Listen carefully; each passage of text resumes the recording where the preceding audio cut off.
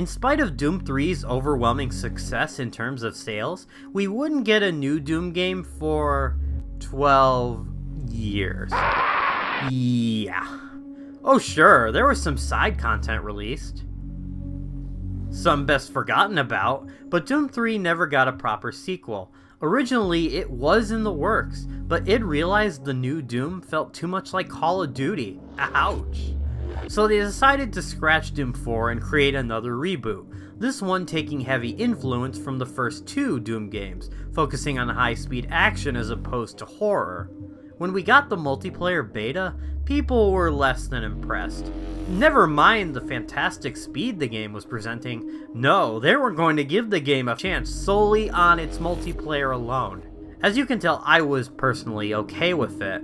Although Bethesda's wonderful strategy of not giving out review copies didn't help the general public's perspective of this game. At this point, almost no one had faith in the new Doom. Maybe I was the only one. Deep down, I saw the potential in this game. From what I've seen, it was fast, it was hectic, it reminded me of the Doom I love. But maybe I was only blinding myself from the harsh reality. This game would fail. Look at how well Duke Nukem Forever did. I guess I needed to accept the facts. This game would be the final nail in the coffin for one of my favorite franchises.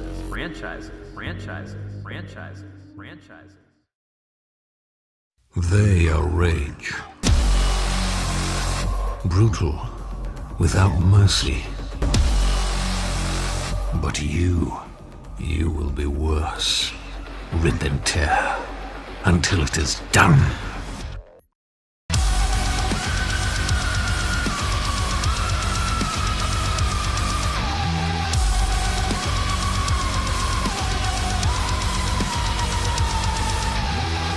And lo and behold, the portals of hell tore open the dirt beneath our feet, widened its maw of flesh, and bellowed, the second coming of Doom's unmitigated wrath begins forthwith.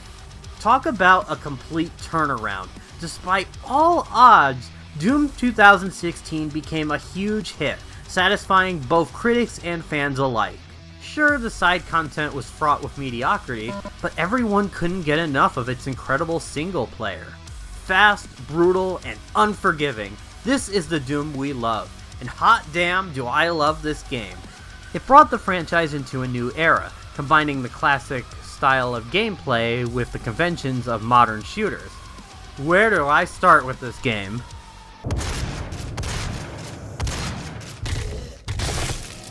Once again, you play as an unnamed space marine, known as the Doomslayer, who must stop the legions of hell from spreading chaos throughout the planet. While it's the same premise we've seen, every single time, Doom 2016 has a well thought out and fascinating lore behind it. Throughout the game, you collect codex to help fill in the gaps of the story. They are completely optional, as this game's focus is on action, but the writers did an incredible job at adding a wealth of story content for the player to delve into.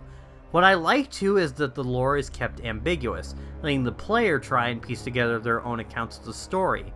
It leads to fun discussions about the worlds and characters. Unlike Doom 3, the game is a lot more tongue-in-cheek, going for more over-the-top thrills and a bit of dark humor. It's actually hilarious, it adds to the fun tone. We take pride in nurturing a growing workforce, and each year we harvest only the best of the best. Are you ready to move on? To take on new challenges? To become more than you ever dreamed you could be? Talk to your supervisor to see if you meet the requirements for this year's Soul Harvest. Even the characters have more depth in this game compared to Doom 3. Throughout the story, we mainly follow 3 characters, and this allows more time for development. Doomslayer, believe it or not, has a lot of personality. Through his body language, we learn more about what kind of character he is. It's just an overall fun story, one that can lead to many different theories and discussions. I think we can work together and resolve this problem in a way that benefits us both. Doom 2016 is easily the best looking game in the series to date, taking advantage of the id Tech 6 engine. Environments are stunning to look at, showing a great amount of polish. Even the redesigned monsters are cool.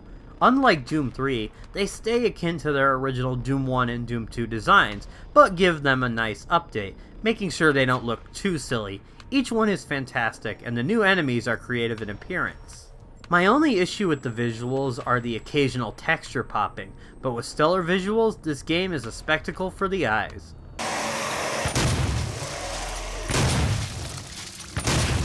Mick Gordon was brought on to do the soundtrack, and this one tries to recapture the heavy metal tracks of the original, and it succeeds. There's something raw and powerful about it that gets your blood going, but the calming moments work well too.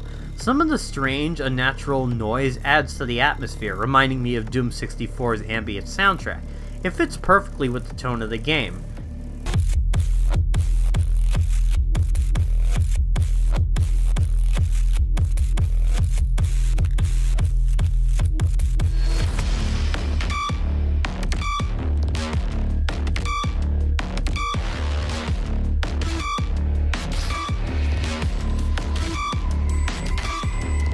My only gripe is that sometimes the music seems to blend in, creating an incoherent mess. Don't get me wrong, I love listening to it, but it doesn't feel as memorable or timeless as the original Doom soundtrack. Bobby Prince is a hard act to follow, but Mick Gordon did a great job.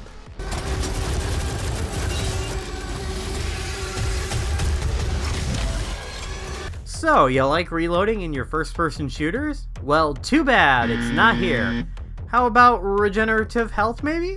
Nope, standing still won't save you. Or maybe monsters won't find you if you look for some cover.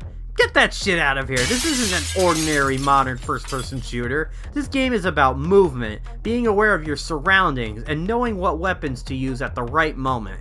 It's a breath of fresh air from other first-person shooters. Everything feels much more tense. One wrong move can end your run. Every monster has a different pattern. They're not going to stand there and shoot at you. It's important to decide how to approach each section of the level, and this is pulled off to maximum effect. I always feel excited for the next battle. The layout of each area makes the fights more enjoyable. It's like a kid on a playground deciding where to go next. Swings? Slide? Ripping an imp's face off? There's non-stop fun in these areas. Of course, the classic lineup of weapons return.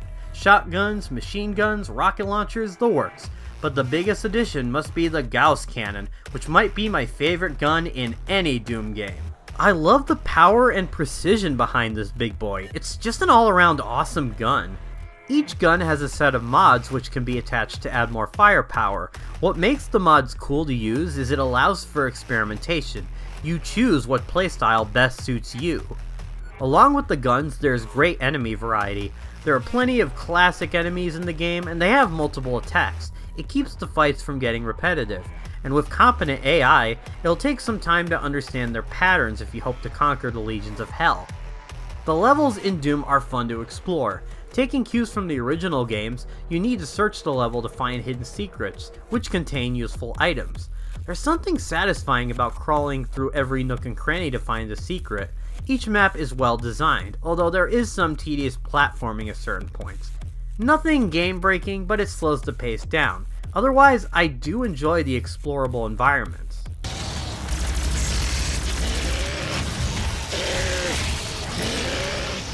Now, let's talk about the game's most famous feature, the glory kills, an execution-style finisher that has never been seen, god freaking damn it!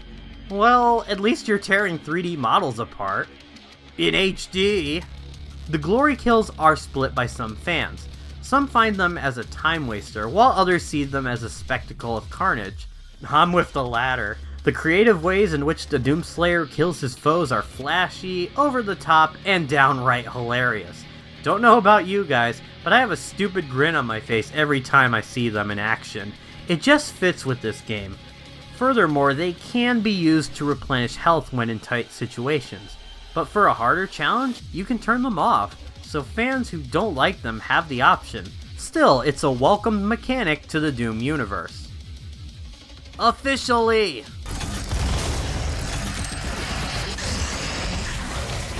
Honestly, there's a lot more I can talk about with Doom's campaign.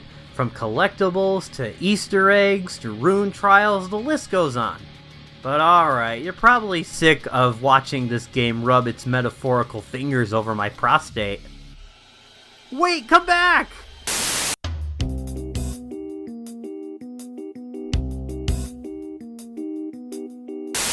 Okay, poor choice of words, but you get the idea. I was having so much fun playing through Doom's campaign. The levels, the weapons, the battles, everything just came together nicely. Even the most minute of flaws meant nothing when the game was so riveting.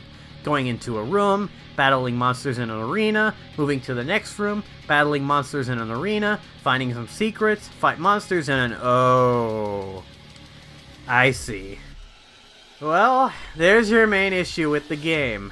Doom 2016, while an adrenaline-filled rush, gets repetitive, especially towards the end. About every few rooms you have to stop and encounter a group of enemies, and you're not allowed to leave until the fight is over.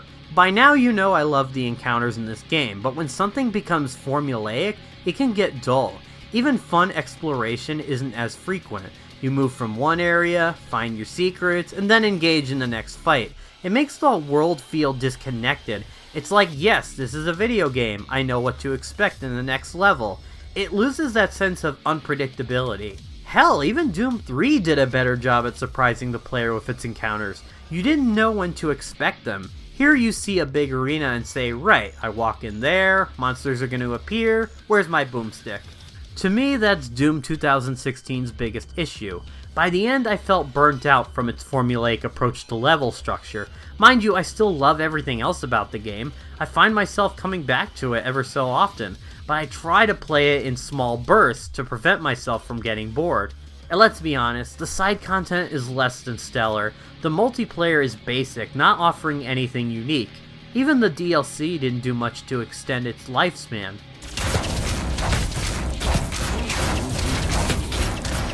Snap Map sounded interesting, as creating custom maps is a staple of the Doom franchise. Now, I never made my own maps, but from what I heard, Snap Map doesn't have the same flexibility as OG Doom. As a result, creative ideas feel stifled within the engine's limits. Again, despite the DLC updates, Snap Map stands in the game as nothing more as a failed relic.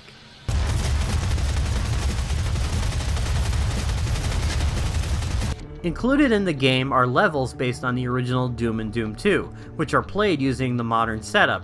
For me, I didn't care too much about them. The visuals end up looking worse than the original. Tiles are mismatched and the dynamic lighting is gone entirely. Worst of all, the original maps just weren't made to work with Doom 2016's gameplay style. I often find encounters annoying as opposed to fun.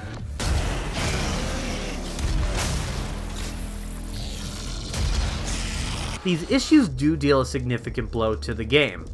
Of course, not every game is going to be perfect, of course, but when you're playing something that is so much fun, so energized, and so much more memorable than the last few years of AAA FPS titles, you feel disappointed. But hell, that's not going to stop me from loving this game to bits. It's still fantastic. It brought Doom into a new era, reminding us of why we loved this series in the first place. And not just because of how significant it was to gaming as a whole. Doom taught us to face our fears head on. Instead of letting us be oppressed, we rose up and fought back against the monsters, whether from within inside ourselves or the ones staring us right in the face. It let us escape to a world where we could feel like an unstoppable force and find our inner strength.